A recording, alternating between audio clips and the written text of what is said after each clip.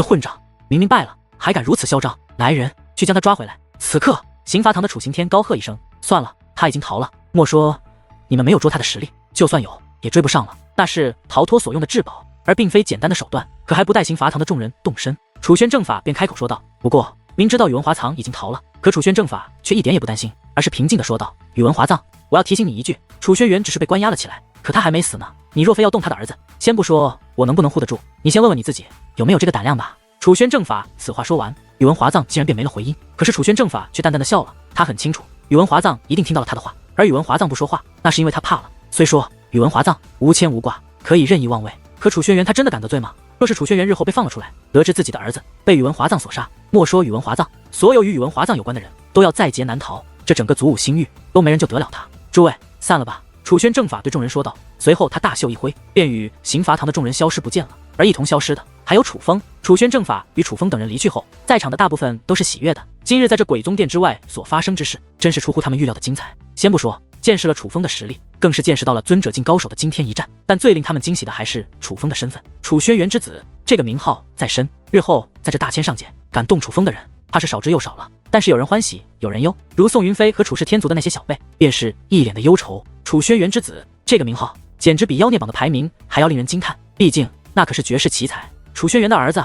但要说最不高兴的却是楚怀宇，此刻他的那双眼睛阴森的简直可怕，站在他身边的人甚至会感受到他浓烈的杀意，不寒而栗。此刻在距离鬼宗殿很远的天际之外，刑罚堂的人都不见了，唯有楚风和楚宣正法二人站在白云之巅，对视而立。今日多谢前辈为我解围。楚风对楚宣正法抱拳道谢，他对楚氏天族没有好感，可不代表对楚氏天族的族人没有好感。这楚宣正法今日特意来为他解围，楚风深知此人应该不是其父亲的仇敌。楚风若要论起来，你应该叫我一声叔叔，自家人就不要见外了。楚宣正法笑眯眯地说道。如他这样的大人物，看向楚风的目光竟满是柔和，楚风能够感受到那是亲情。楚风本来有些犹豫，可是感受到楚宣正法那满是亲情的目光后，他的嘴角竟扬起一抹淡淡的笑容道：正法叔叔，这就对了。听得楚风这样叫他，楚宣正法甚是高兴。楚风，随我回到族中吧。楚宣正法说道。楚氏天族认我了。楚风问道。有些事情我会解决，你随我回去，保证没人敢欺负你。楚宣正法说道。听得此话，楚风便知道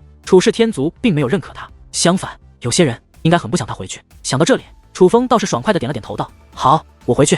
楚风本来不想回去，可是只要想到他回到楚氏天族能让那些不喜欢他的人不高兴，那么他就应该回去。只不过我现在不能回去。楚风补充道。为何？楚宣正法问道。我有一件事要去处理一下。正法叔叔，你先回去，我处理完事情自己会到楚氏天族去。楚风说道。楚风，你也看到了，那宇文华藏是个丧心病狂之辈，他连我楚氏天族的威严都敢挑衅。如今我是不能让你独自一人在这大千上界行走了，你要去处理什么事，我随你去。楚宣正法说道。副堂主大人，族内有要事处理，你怕是必须要回到族中了。就在此刻，不远处忽然出现两道身影，这两人乃是楚氏天族的两位顶尖高手，楚行的和楚行人。正法叔叔，你不必保护我，我不会有事的。楚风看出来楚宣正法是必须要尽快回到楚氏天族的，于是开口说道。楚风，无论如何都不能再让你一个人走了，你若不介意，便让他们两个跟你去吧，这样你回到族中也方便一点。楚宣正法指着楚行的和楚行人说道。好。楚风点了点头，他看得出来这两位虽然不是尊者境，但也是武仙巅峰的存在，有他们保护自己，倒也的确比自己要强。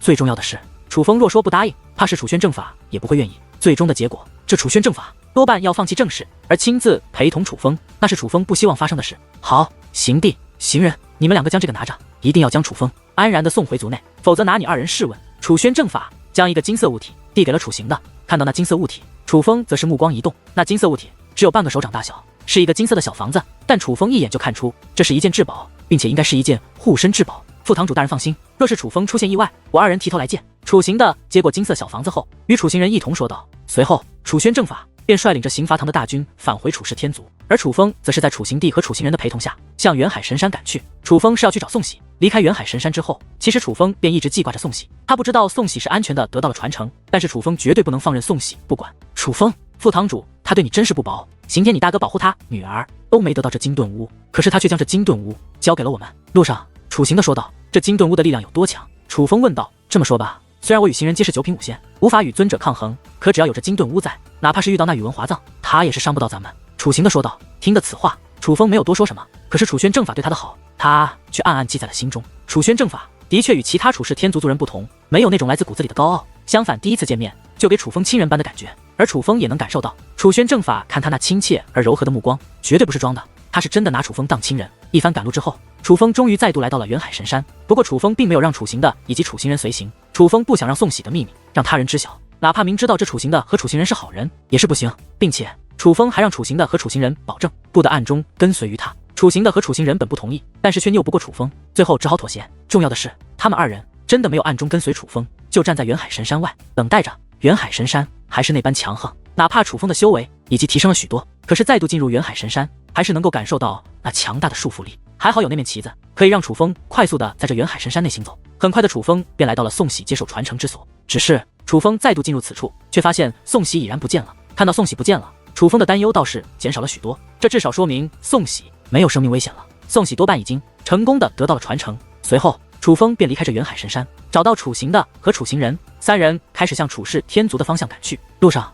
楚行人对楚行的：“二哥，那件事调查的怎么样了？”那件事，楚行的问道：“就是那些惨死之人啊。”楚行人说道：“已经缩小了一些范围，要不了多久就能把那个家伙揪出来了。这样的魔头，若是揪出来，一定要他付出代价。”楚行的说道。说这话的时候，楚行的一脸的痛恨。没错，为了自身修为，害死那么多无辜的人，必须严惩才行。楚行人也是一脸痛恨的说道：“两位前辈，是有人滥杀无辜了吗？”楚风好奇的问道：“是啊，最近大千上界多地出现惨案，死相非常的狰狞，定然是有人修炼了魔功，再以他人生命来凝聚自己的修为。那个家伙实在太残忍了，连孩子都不放过，他所过之处简直是片草不生，鸡犬不留。”楚行的说道：“到底怎么回事？可否详细说说？”楚风一脸好奇的问道。随后楚行的倒也没有隐瞒，将经过以及他所知道的全部告诉了楚风。可是当楚风得知这一切之后，却是心中一紧。他之所以这样问，就是因为他联想到了宋喜。宋喜接受传承将有两个结果，一个是得到传承后安然无恙，而另一个结果便是走火入魔，化作杀人狂魔。于是丘竹也不再犹豫，意念一动，便使得变化莫测图再度一变。随后对楚风说道：“无情师弟，丘竹的命运如今掌握在你的手中。”而楚风则是自信一笑，以天眼扫视一番后说道：“丘竹师姐，请写下6字。”见状，丘竹也毫不犹豫，玉手摆动，手指轻写，只是眨眼之间，一个优雅而凌厉的字体便出现在了画卷之上。嗡，6字一出，顿时光芒四射，一道光束直接进入了丘竹的体内。而这一刻，在灌丘竹那本苍白的面容已经瞬息恢复，并且在其面容绝美但却冷若冰霜的脸上，也是难得的涌现出了一抹迷人的笑容。丘竹师姐师妹成功了。与此同时，夏雨、春武、冬雪三人也是赶忙凑了过来，满面欣喜地问道：“精神力被修复了，与之前一模一样，这变化莫测图太神奇了。”丘竹确定地点了点头，与此同时脸上依然挂着那迷人的笑容，可见他真的是很开心，发自肺腑的高兴。无情师弟，不愧是秋水前辈带来的人，真可谓是深藏不露，我夏雨深表佩服。见楚风成功帮助了丘竹，夏雨的态度也是180度大转弯，竟对楚风施礼道谢：“无情师弟，刚刚我只是太过担心丘竹师妹，话语上有得罪的地方，还请不要记在心上。”与此同时，那冬雪也是向楚风郑重道歉：“两位师姐实在客气了，能够帮到丘竹师姐，这也是我楚风的荣幸。”而楚风虽然并不喜欢这夏雨与冬雪，但是他也能够分清状况，眼下在这缥缈先锋，他没必要与夏雨和冬雪结下梁子。既然对方能够放下姿态向他认错，不管他们是真心还是假意，楚风都愿意大人有大量，冰释前嫌，不去计较。之后楚风又破解了一次变化莫测图，这一次同样是丘竹动手，结果不但成功，并且还再度获得了变化莫测图中那能够增强精神力的神奇力量。无情师弟，这次多亏了你，丘竹我真是不知该如何感谢你才好。此刻受损的精神力不但被修复，反而得到了增强。丘竹心情大好，对楚风的态度也是越发友好。丘竹师姐实在太客气了，这变化莫测图既是缥缈前辈的宝物，相信缥缈前辈定能看透此物。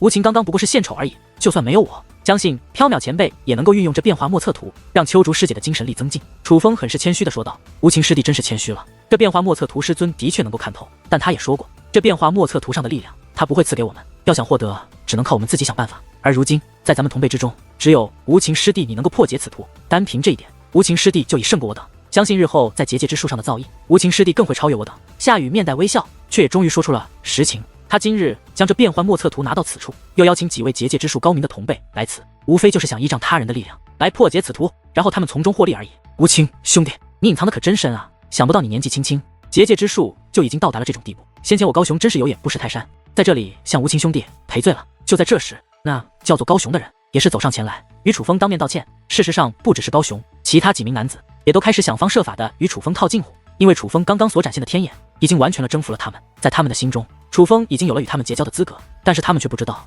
在楚风心中，他们永远也不配与楚风做朋友，因为楚风最看不惯这种见风使舵的势利小人。而就在所有人都在与楚风寒暄之际，大殿的角落，朱天明却是双拳紧握，双持紧合，以一种极其恶毒和怨恨的目光盯着楚风。盯了好一会，他才冷哼一声，转身离去。在此之后，夏雨也是收起了变化莫测图，在自己姐妹4人的精神力全部增强之后，他便没有再给其他人获得这一好处的机会，更是没有让楚风帮助之前那位第一个触碰变化莫测图但却被削弱精神力的李公子。由此可见，这夏雨不但心机深，为人更是心狠。而在座之人也都见识到了他的本性，知道这个女人不好惹，所以在他收起变化莫测图时，也没有人敢说什么。至于那李公子，也只能够自认倒霉。事后，楚风本来准备离开，回到自己住处休息，但是奈何春舞却缠着楚风不放，非要带着楚风观赏这缥缈仙风的美景。碍于盛情难却，再加上楚风也想在这缥缈仙风走走，所以便在春舞这位美女的陪伴下，开始在那一个又一个外人禁止通行的禁区溜达起来。这一溜达不要紧，楚风越发惊叹这缥缈仙风的不简单。先不说这里的植物很特殊，是外面不曾见过的，且在这里的许多岩壁上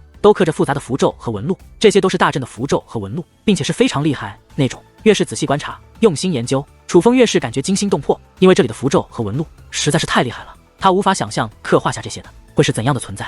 蛋蛋，你看到了吧？这缥缈仙风上的东西，你可认得？自己惊叹之余，楚风不由向蛋蛋询问起来。看见了，的确是来自远古，并且的确是封印阵法的纹路。看来这缥缈仙风真的是远古的遗物，并且镇压着非常可怕的魔物。蛋蛋以懒洋洋的语气说道：“似是刚刚睡醒，真的是魔物？当然是魔物，并且是很凶的魔物才对。尽管这里的符咒纹路我也看不太懂，但却能够大概看出是杀伤力极强的一种。以这种纹路刻画的阵法，却只能将其封印。你说会是简单的东西吗？”蛋蛋反问道。那你觉得，若是这魔物被放了出来，它的力量会有多强？楚风问道。西，毁掉这东方海域，应该轻而易举吧？蛋蛋笑着说道。从他们的话语中，楚风听得出来，那个叫做楚空训的人应该实力很强。可是在场的刑罚堂成员几乎都是5仙境，而那个楚空训的实力多半要比他们强横。由此更是可以判断，那个魔头的实力当真很强。若真是宋喜，那么宋喜如今得到的传承还真是有些利奥的。两位大人，一定不能让那个魔头就那样死了，必须让他生不如死。刑罚堂的几名成员咬牙切齿地说道。看得出来，他们对那魔头也是充满了憎恨，那是一种嫉恶如仇的憎恨，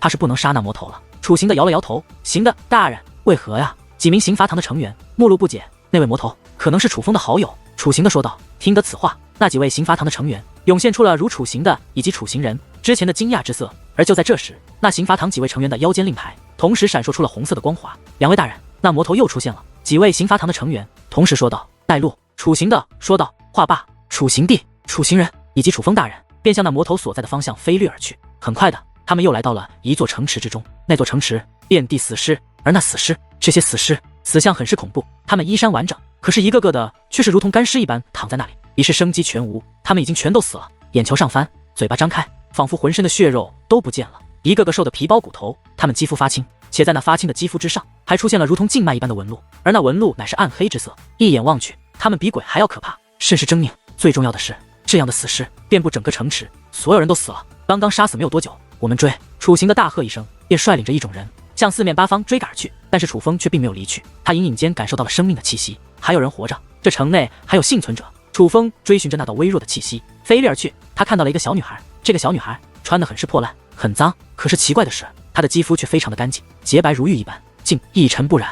此刻，她蹲在地上，正在哭泣。楚风飞落而下后，她更是缩成一团，浑身剧烈的颤抖起来。小姑娘，你别怕，我是来救你的。楚风说道。听得此话，小女孩倒是有所缓和，她缓缓地抬起头，看向了楚风。这一刻，楚风能够看清这小女孩的容颜。这小女孩大概只有12岁左右，严格来说，她还算不上是少女，还是个孩子，可却已经出落得很是水灵美。哪怕楚风见过诸多美女，也不得不承认，这个小女孩长得非常的美。她最大的特点便是那白皙而又稚嫩的肌肤，就好像豆腐一样，让人都不敢去碰，怕是轻轻一碰就会伤到她。而这小女孩的五官也皆是很美，尤其是那一双大眼睛，非常的漂亮。只不过她最吸引楚风的却是她的目光，那目光非常的干净，非常的纯粹，当真是天真无邪，不染一丝尘埃。楚风还从来没有看见过如此干净的目光，好美的小娃娃。此刻，女王大人也发出惊叹之音，此女之美，竟然连女王大人都征服。看得出来，女王大人也很喜欢这个小女孩。楚风，让本女王出去，快，让本女王出去！女王大人催促道。这种情况下，楚风也是赶忙张开戒灵大门，只见一道身影飞掠而去，直接便来到了小女孩的身前。是女王大人，速度太快了。当楚风反应过来之际，女王大人已经将小女孩抱在了怀中。女王大人的身材虽好，可其实并不是非常的高挑，只是身材比例近乎完美而已。严格来说，女王大人乃是娇小型的妹子，而这个小女孩虽然年龄不大，可是身体已经开始发育。她在女王大人怀中，倒是有点姐妹的意思。毕竟女王大人她始终都是少女的模样。哎呀呀，你这小丫头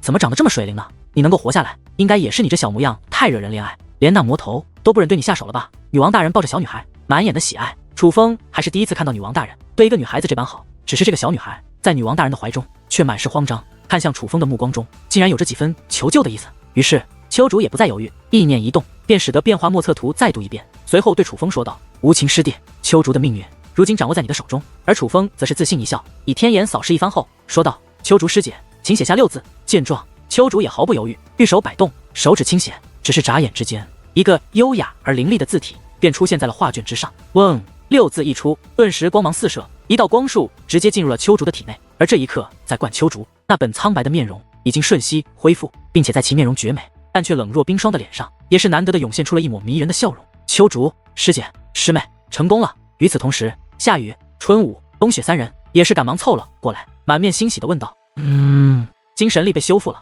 与之前一模一样。这变化莫测图太神奇了。”丘竹确定地点了点头，与此同时，脸上依然挂着那迷人的笑容，可见他真的是很开心，发自肺腑的高兴。无情师弟，不愧是秋水前辈带来的人，真可谓是深藏不露，我夏雨深表佩服。见楚风成功帮助了丘竹，夏雨的态度也是180度大转弯，竟对楚风施礼道谢：“无情师弟，刚刚我只是太过担心丘竹师妹，话语上有得罪的地方，还请不要记在心上。”与此同时，那冬雪也是向楚风郑重道歉：“2位师姐实在客气了，能够帮到丘竹师姐，这也是我楚风的荣幸。”而楚风虽然并不喜欢这夏雨与冬雪，但是他也能够分清状况，眼下在这缥缈先锋，他没必要与夏雨和冬雪结下梁子。既然对方能够放下姿态向他认错，不管他们是真心还是假意，楚风都愿意。大人有大量，冰释前嫌，不去计较。之后楚风又破解了一次变化莫测图，这一次同样是丘竹动手，结果不但成功，并且还再度获得了变化莫测图中那能够增强精神力的神奇力量。无情师弟，这次多亏了你，丘竹我真是不知该如何感谢你才好。此刻受损的精神力不但被修复，反而得到了增强，丘竹心情大好，对楚风的态度也是越发友好。丘竹师姐实在太客气了，这变化莫测图既是缥缈前辈的宝物，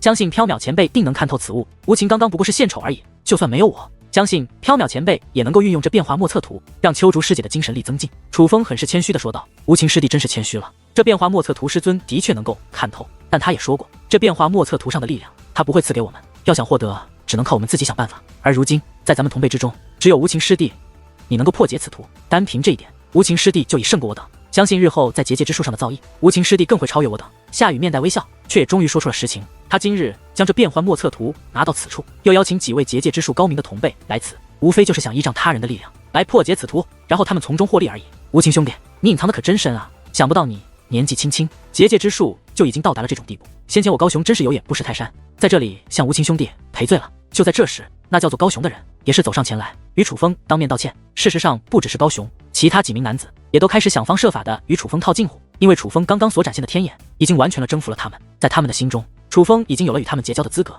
但是他们却不知道，在楚风心中，他们永远也不配与楚风做朋友，因为楚风最看不惯这种见风使舵的势利小人。而就在所有人都在与楚风寒暄之际，大殿的角落，朱天明却是双拳紧握，双持紧合，以一种极其恶毒和怨恨的目光盯着楚风，盯了好一会，他才冷哼一声，转身离去。在此之后，夏雨也是收起了变化莫测图，在自己姐妹4人的精神力全部增强之后，他便没有再给其他人获得这一好处的机会，更是没有让楚风帮助之前那位第一个触碰变化莫测图但却被削弱精神力的李公子。由此可见，这夏雨不但心机深，为人更是心狠，而在座之人也都见识到了他的本性，知道这个女人不好惹，所以在他收起变化莫测图时，也没有人敢说什么。至于那李公子，也只能够自认倒霉。事后，楚风本来准备离开，回到自己住处休息，但是奈何春武却缠着楚风不放，非要带着楚风观赏这缥缈仙风的美景。碍于盛情难却，再加上楚风也想在这缥缈仙风走走，所以便在春武这位美女的陪伴下，开始在那一个又一个外人禁止通行的禁区溜达起来。这一溜达不要紧，楚风越发惊叹这缥缈仙风的不简单。先不说这里的植物很特殊，是外面不曾见过的，且在这里的许多岩壁上都刻着复杂的符咒和纹路，这些都是大阵的符咒和纹路，并且是非常厉害那种。越是仔细观察，用心研究，楚风越是感觉惊心动魄，因为这里的符咒和纹路实在是太厉害了，他无法想象刻画下这些的会是怎样的存在。蛋蛋，你看到了吧？这缥缈仙风上的东西，你可认得？自己惊叹之余，楚风不由向蛋蛋询问起来。看见了，的确是来自远古，并且的确是封印阵法的纹路。看来这缥缈仙风真的是远古的遗物，并且镇压着非常可怕的魔物。蛋蛋以懒洋洋的语气说道：“似是刚刚睡醒，真的是魔物？当然是魔物，并且是很凶的魔物才对。尽管这里的符咒纹路我也看不太懂，但却能够大概看出是杀伤力极强的一种。以这种纹路刻画的阵法，却只能将其封印。你说会是简单的东西吗？”蛋蛋反问道。“那你觉得，若是这魔物被放了出来，它的力量会有多强？”楚风问道。“毁掉这东方海域，应该轻而易举吧？”蛋蛋笑着说道。只是那小女孩落到楚行人的怀中之后，便不再像在楚风怀中那般安静乖巧，她开始挣脱起来，并且越来越疯狂。果然诡异。此刻楚风也是有些后怕，这小女孩的力量太大了，哪怕楚行人那种武仙巅峰的存在，竟然有些难以控制这个小女孩。虽然无法感受到那小女孩的修为，可是这种怪力足以说明这小女孩并非普通人。行人，用这个。就在此刻，楚行的拿出条金色的绳索，递给了楚行人。楚行人接过绳索，便将这小女孩捆绑了起来。小女孩被绳索捆绑，顿时发出了尖叫。那尖叫是如此的刺耳，非猛兽咆哮那般简单，更像是某种来自地狱深处的鬼怪在咆哮。魔头，果然是你！楚行人发出一声怒喝，说话间便拔出仙冰，向那小女孩挥砍而去。那可不是半成仙冰，而是一件真正的仙冰，并且品质也是极佳。这样的仙冰在楚行人的手中，可以将其力量发挥到极致。当楚行人出手的那一刻，楚风便觉得这小女孩是死定了。可就那仙冰砍中小女孩之际，只听一声巨响传来，一道暗黑色的气焰便自小女孩的身上喷发开来。下一刻，只听一声惨叫传来，那楚行人便笔直的飞掠而出，一路而去，将所有城墙轰碎，硬生生的飞出城外。落地之际，已是动弹不得。这一刻，在场的所有人都是面色大变，那可是楚行人啊，那可是一位武仙巅峰的存在。而就在这时，那恐怖的尖叫声再度响起，只不过这一次，那尖叫声却变得更为恐怖，比先前刺耳数百倍不止。而在那尖叫响彻的同时，磅礴的黑色气焰也是如同喷发的火山一般喷发开来，带着致命的气息向楚风等人袭来。就在此刻，一道金色的光芒横在了楚风等人的身前，是楚轩正法给楚行的那件防御至宝。此刻，那原本半个手掌大小的金色小房子已经化作了高达100米的庞然大物，将楚风等人守在了当中。楚风能够感受到这金色的房子具备着极其强横的防御力，只不过那黑色的气焰并没有因此而败退，相反，那黑色的气焰竟化作无数道利爪，那利爪之狰狞就如同自地狱而来，利爪连续触动，不停地轰击着这金色的房子。在那利爪的轰击之下，这金色的房子不仅摇摇欲坠，竟然出现了道道裂痕。糟了，这魔头竟然如此厉害！这一刻，莫说刑罚堂的众人，就连楚行的也是一脸的惊慌。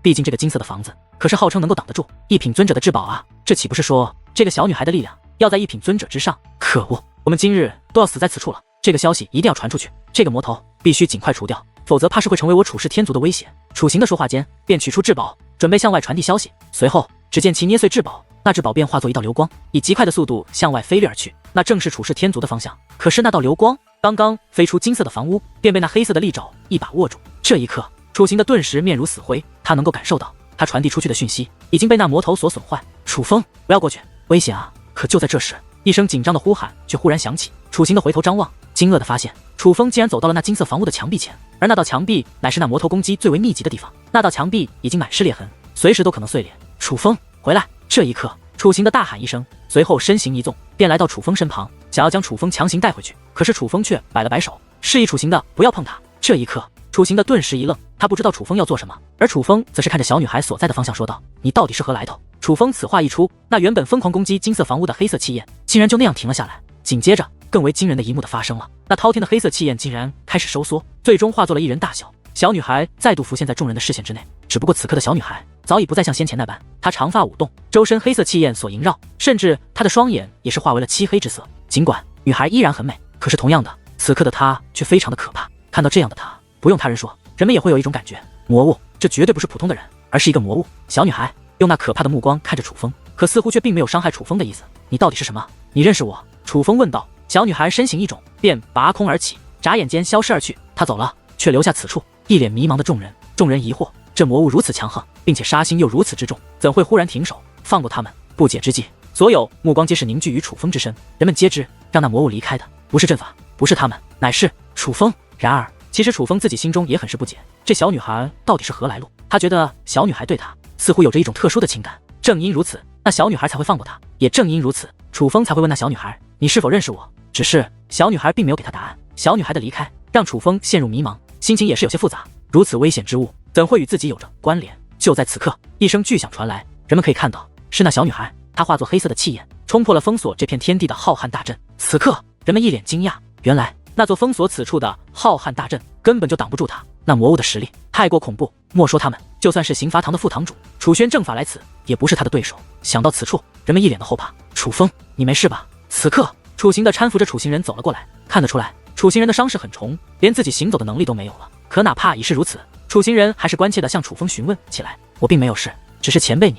楚风感到歉疚，若是早知如此，他当时就不放开那小女孩了。他若是不将小女孩交到楚行人手中，楚行人也不会身负重创。放心，我无碍，只是楚风那个人真的是你的朋友？楚行人用那虚弱的声音问道。哪怕他已被那小女孩重创，但是却丝毫没有怪罪楚风的意思。哪怕他觉得那小女孩可能是楚风的朋友，那不是我朋友，我不认识她，但是我觉得她可能认识我，所以我才那样问她。楚风说道。原来是这样。楚行的与楚行人纷纷点头，他们看得出来，楚风并没有说谎，况且他们似乎也很相信楚风。随后，楚行的开始为楚行人疗伤，而楚风也是使用戒灵之术帮忙。经过二者的努力，楚行人的伤势倒也是很快好转。虽然他受的伤很重，但是好在灵魂伤势不深，就如他所说，还真是无碍，只不过需要一段时间休养才能彻底恢复。之后，楚行的与楚行人便带着楚风向楚氏天族赶去。至于刑罚堂的那些成员，则是继续搜索那魔物。尽管他们都不是那魔物的对手，可是至少还是要寻找那魔物的踪迹，这是刑罚堂的职责所在。直到此刻，楚风才终于知道，楚氏天族这个大千上界的霸主，并非只是一个虚名，他们也真的有维护着大千上界的安宁。势力之间的争斗，他们不管，可是如那小女孩这种滥杀无辜并且实力强劲的存在，他们只要发现，都会立即扼杀。至少刑罚堂是如此，这也就难怪刑罚堂在楚氏天族内都有着那样的地位。一番赶路之后，楚风的目光忽然变得认真起来，眼眸深处更是散发出了一抹惊讶。在他的前方出现了大片的城池，这一方土地极其的热闹，到处都是人影，简直就像是有重大的事件一般，聚集着数不清的人族以及妖族之人。可事实并非是发生了什么大事，只是因为此处之人生活的场地比较密集而已。这样的地方可以说是楚风在大千上界所见到的人迹最多的地方。可是最鲜明的对比是，这一面明明四处都是城池，城池连绵足有数万里，天上地下到处都是人影，可是那一面却是高山流水，鸟语花香。没错，这边遍布人烟，而那一边则是渺无人迹的浩瀚山水。而隔绝这一切的乃是一道墙，那墙是全透明的，可是却一眼就能看见，因为在那全透明的墙上4个金色大字楚氏天族。实际上那透明的墙乃是一座大阵，这是一座分割阵法，分割的乃是界限，界限这一端是任何人任何势力都可以自由活动的地方，而界限的另一端便是楚氏天族的地盘。之所以有这么多人聚集在此处，也是因为他们想要离楚氏天族更近一点，他们觉得距离楚氏天族越近，也就代表着越安全。然而事实也的确如此，那界限分割阵很是厉害，哪怕一品尊者都无法闯入，就更别说寻常百姓了。但是楚氏天族的人却有着令牌，身上持有令牌，可以在无任何波动下便闯过那道界限分割阵。楚风跟随楚行的和楚行人而来，几乎毫无障碍的便通过了那座大阵。楚风虽然距离主城还有段距离，但是准确来说，现在你已经回到族内了。这一方土地只有楚氏天族可以进入。楚行的对楚风说道。看来楚氏天族还真的是占据了大千上界很大的土地。楚风可记得宋喜曾与他说过，楚氏天族几乎占据了大千上界一半的土地，上界霸主当是如此。楚行的说这话的时候，脸上竟洋溢着一抹自豪之色。而对于此话，楚风也是淡淡一笑。其实对于此话，他是赞同的。身为一方霸主，的确该有这种魄力，更何况大千上界如此之大，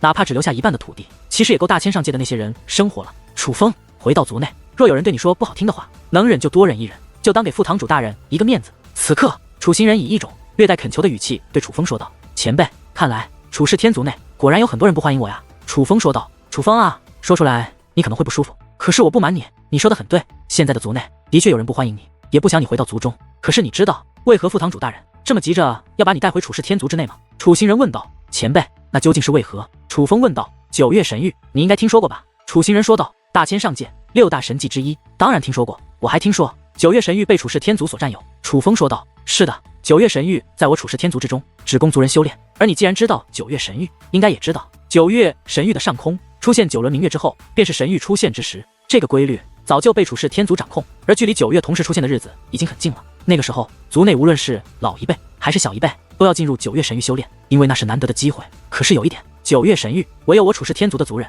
可以进入其中修炼，但却不是所有楚氏天族的人都能够进去修炼。而现在，副堂主大人便在为你争取这个机会。”楚行人说道。“多谢前辈提醒。”楚风知道了。楚风终于知道，原来楚宣正法不仅是让他回到楚氏天族那么简单，原来还在为他争取一个难得的修炼机会。看在楚宣正法的面子上，能忍的事情，楚风一定会忍。可楚风却也是一个有底线的人，龙之逆鳞，触之必死。若有人敢触及楚风的逆鳞，莫说楚氏天族之人，就算是星域之主，楚风也绝不会忍。楚氏天族的族人们，望你们已经做好准备，我楚风这个被你们遗弃的废子回来了。楚氏天族的领土当真极大，哪怕楚行帝这种5仙巅峰的存在，带着楚风一路前行。可是当真正看到楚氏天族的主城之后，却也是耗费了不少的时间。楚氏天族的主城并非是金碧辉煌那种王者之地，相反，倒是处处都充斥着仙气。主城是建在空中的，由上万座大小不一的城池链接而成。自远处而看，一眼望去，那便是连绵成片，看不到边际的城海。白云飘动之处，仙鹤飞舞之地，竟满是形态各异的城池，那等壮阔，震撼楚风之心。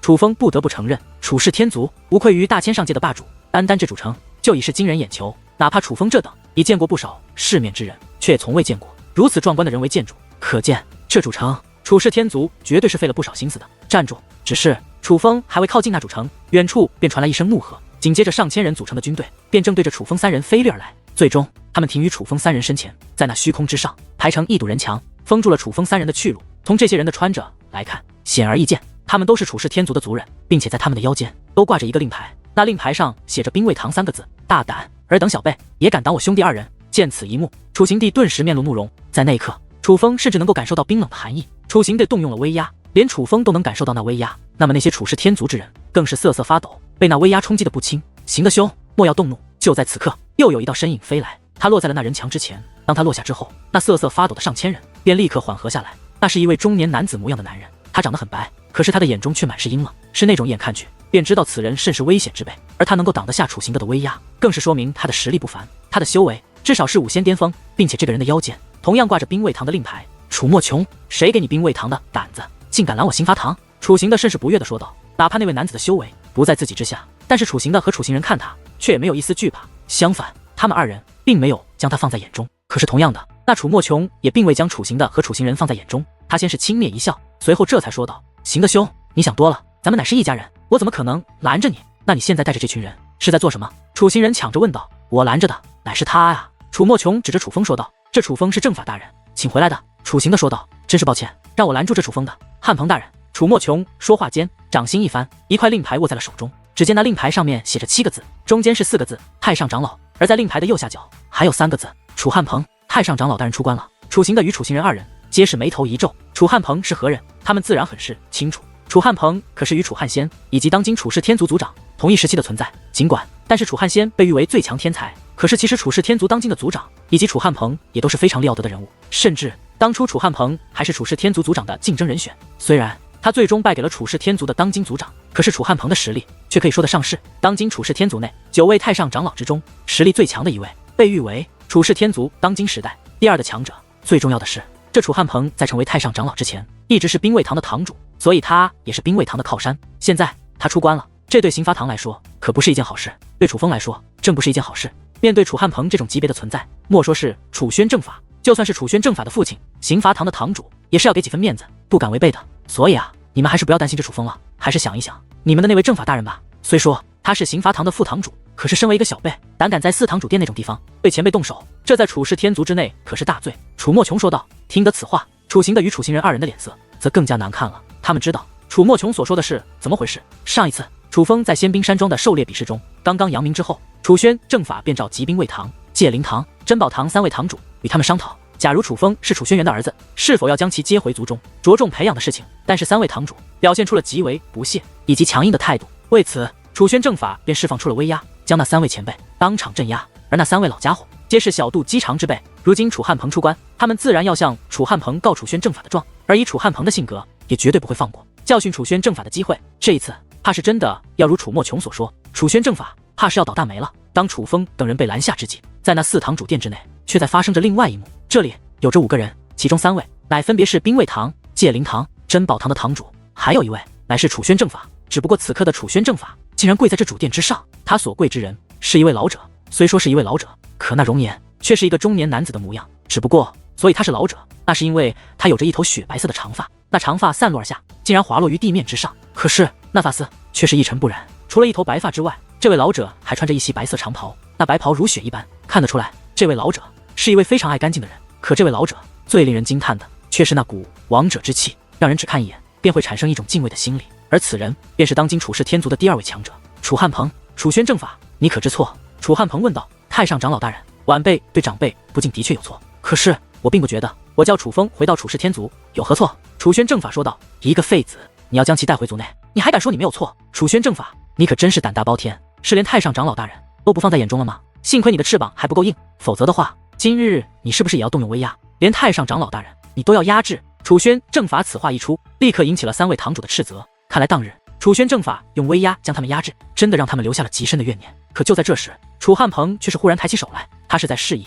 这3位堂主闭上嘴巴。这楚汉鹏乃是他们的靠山，自然不敢违背楚汉鹏的意思，尽管心中有所不甘，可也是收口不再言语。楚宣正法，你倒是与我说说，为何觉得将一个废子叫回族内没有错？你若是能给老夫一个合理的理由也就罢了，否则今日绝对不是让你跪这么简单。楚汉鹏说道：“太上长老大人，首先，楚轩辕当年犯下大错的时候，楚风他还是一个孩子，那件事与他无关，他本不该受此牵连。”楚轩正法说道：“与他无关，若不是因为他，楚轩辕会犯下那样的错误，做出那种事吗？”兵卫堂的堂主抢着说道：“那是楚轩辕自己的决定，却并非楚风的本意，怎会与他有关？若是有人为你去杀人，是不是你也要跟着杀人者一同受罚？”楚轩正法问道。听得此话，兵卫堂堂主的俩那是露出难看之色，他竟然不知道该如何反驳楚轩正法。可就在此刻，珍宝堂堂主却是开口说道：“楚轩正法，你这叫歪曲事实。当初楚风被落下废子的印记，真正的原因乃是他不具备修武的天赋。这样的人若留在楚氏天族，乃是我楚氏天族的耻辱。正因如此，他才被驱赶出了楚氏天族。”听得此话，楚轩正法反而笑了。你笑什么？见楚轩正法竟然一脸鄙夷的笑容，珍宝堂堂主很是不爽。前辈，您先前说楚风是因为修武天赋不行，才被驱赶出楚氏天族的，对不对？楚轩正法不答反问。当然。珍宝堂堂主很是确定的说道。那两位前辈，你们也是这么看的？楚轩正法又将目光投向了兵卫堂以及界灵堂的堂主。你简直多此一问。两位堂主同时说道，并且说这话的时候还有着几分嘲讽之意。看楚轩正法的目光，就如同看待傻子一般。若是这样，那就更应该让楚风回到族内了。众所周知，楚风并非是无法修武的废物，相反，他乃是一位修武奇才。楚轩正法说道。听得此话，三位堂主皆是眉头一皱，他们直到此刻才意识到，他们竟然中了楚轩正法的圈套。太上长老大人，您觉得晚辈说的可对？此刻，楚轩正法将目光投向了楚汉鹏。楚风想回到族内可以，但是他必须接受考验。楚汉鹏说道。接受考验？太上长老大人，您想让楚风接受怎样的考验？楚轩正法问道。主要考验2点：一，证明楚风的确具备修武天赋；二，必须证明他的确是楚轩辕之子。所以老夫决定让那楚风登上9重天擂台。楚汉鹏说道。听得此话，楚轩正法顿时内心一喜，而三位堂主则是脸色一沉。楚汉鹏刚刚出关，对楚风可能还不了解，可是他们对楚风的事情却早有耳闻。就凭借楚风现如今在大千上界的所作所为，他登上9重天擂台，简直就是易如反掌。可是就在这时，那楚汉鹏却再度开口：“楚风必须登上第8重天擂台，否则便是考验失败。”楚汉鹏说道。他此话一出，那三位堂主与楚轩正法的脸色则顿时调换。原本脸色难看的三位堂主顿时面露喜色，而楚轩正法则是眉头紧皱起来。天擂台的第8重，身为楚氏天族之人，几乎都很清楚那是怎样的难度。太上长老大人，我楚氏天族历代以来，唯有我祖师大人登上过9重天擂台的第8重，而你只是想测试楚风的天赋，却要他踏上第8重，这未免有些。楚轩正法皱着眉头说着。有些什么？你是想说我有些太难为那楚风了，对吗？楚汉鹏问道。太上长老大人，虽然此话不敬，可的确是如此。测试天赋而已，根本不需要登上第8重天擂台啊。楚轩正法说道。若是常人，的确不需要踏上天擂台的第8重，可是这楚风是常人吗？楚汉鹏问道。对于此话，楚轩正法则是不语。严格来说，楚风的确不能以寻常的族人来看，毕竟他是楚轩辕的儿子，单单是这个身份，就不该将他列入寻常族人的行列。我说了，楚风需要证明2点，一是他的天赋，而第2点则是证明他是楚轩辕的儿子。相比于第1点，其实第2点更为重要，否则随便站出来一个人，便说他是楚轩辕的儿子，然后就要进入我楚氏天族，继承我楚氏天族的传承，那我楚氏天族是不是都要接受？楚汉鹏说道。太上长老大人所说极是，可若要楚风证明他是楚轩辕的儿子，只需派人到祖武下界去询问一下楚轩辕不就成了？楚轩正法说道。你以为就你聪明，就你能想到这种方法？楚汉鹏冷声问道。楚轩正法不知该如何回答。老夫出关得知此事后，便已经前往了祖武下界。楚汉鹏说道。那太上长老大人，楚轩辕莫非是没有给予答案？楚轩正法有些担忧，他害怕以楚轩辕的脾气，连楚汉鹏的面子都给，那样一来，倒霉的可就是楚风了。那楚轩辕以阵法将我祖武下界的秘境封锁了起来，老夫根本就没有见到他。楚汉鹏说道。这该死的楚轩辕真是胆大包天，当要严惩。太上长老大人，属下请命，让属下前往祖武下界去严惩楚轩辕。兵卫堂堂主说道。楚轩辕布置的阵法，老夫都破不开，你就能破开了吗？楚汉鹏问道。听得此话，兵卫堂堂主的脸色甚是难看，不仅是他，就连其他2位堂主以及楚轩正法也皆是神色一变，连楚汉鹏都破不开楚轩辕所布置的阵法，这足以说明楚轩辕的厉害。另外，教训楚轩辕这种话，以后还是不要再说了，除非你们想步楚空童的后尘。楚汉鹏话到此处，刻意看了一眼兵卫堂、界灵堂以及珍宝堂的3位堂主。听得此话，那3位堂主皆是身体一颤。楚空童的事，他们自然知晓。楚空童就是因为进入祖武下界，羞辱了楚轩辕的跟班老猿猴，从而被楚轩辕挖掉了双眼，斩断了双腿。他的修为虽然没有被废，可却一直在倒退。最重要的是，他被挖掉的双眼以及被斩断的双腿，无论请怎样的人来医治都是没用。现在的楚空童早已是一个废人，疯子才想不他的后尘。太上长老大人，难道就这样放任楚轩辕不管？兵卫堂堂主问道。此刻，楚汉鹏则是淡淡一笑，说道：“你还真以为楚氏天族管的住楚轩辕吗？”楚汉鹏此话一出，3位堂主的脸色则更加难看了。楚汉鹏这一句话实在太过惊人，如他这样的身份说出这样的话，这简直就是在承认了楚氏天族其实根本就不是楚轩辕的对手，有些话不必说得太明显，你们心中有数就好。不过我奉劝一句，龙有逆鳞，触之必死。当年楚轩辕做出那件事，为的是谁？你们应该清楚。所以，哪怕你们心有怨念，老夫还是要奉劝你们有所收敛。楚汉鹏继续说道。话到此处，那3位堂主的脸色早就铁青，可是楚轩正法却是为之窃喜。当年楚轩辕大开杀戒，为的乃是楚风，而这楚汉鹏先说楚轩辕实力强横，楚氏天族都奈何不得，随后又说楚风乃是楚轩辕的逆鳞，这明显就是在提醒兵卫堂、界灵堂以及珍宝堂的3位堂主不要对楚风轻举妄动，否则如今的楚空瞳便是他们的下场。也正因如此，楚轩正法有些迷茫了。这楚汉鹏不是一直不喜欢楚轩辕，并且一直为兵卫堂做主的吗？怎么今日好像并非如此呢？太上长老大人，那您的意思是，只要楚风登上了9重天擂台的第8重，他便能证明他是楚轩辕的儿子？楚轩正法问道。老夫觉得是这样的，你觉得如何？楚汉鹏说道。晚辈也觉得此法可行。楚轩正法说道。既然如此，那就这样办吧，立即准备9重天擂台，让那楚风登上去。若是登上第8重天擂台，就让他留下；若是登不上去，便让他滚蛋。这件事交给你办，可妥否？楚汉鹏说道。回太上长老大人，此事晚辈一定按照太上长老大人您的意思办得妥妥当当。楚轩正法说道。话罢，楚轩正法便起身准备就此离去。等一下！可就在这时，兵卫堂堂主却是忽然开口拦住楚轩正法后，便对楚汉鹏说道：太上长老大人，楚风之事先不谈，这楚轩正法对长辈不敬，就这样放过他了吗？若是这样放过他，那我楚氏天族后辈皆是效仿，岂不是没了规矩？是啊，太上长老大人，此事绝对不能就这样饶过他。与此同时，另外2位堂主也是开口说道。听得此话，楚轩正法眉头一皱，这3位老家伙还真是不肯罢休。可听过3位堂主的话后，楚汉鹏的脸上却没有太多的波澜，平静地说道：楚轩正法对长辈不敬的确不对，可是你们3个身为下属，对他可敬过。听得此话，3位堂主顿时面如死灰，而楚轩正法也茫然了，这楚汉鹏到底是在帮谁？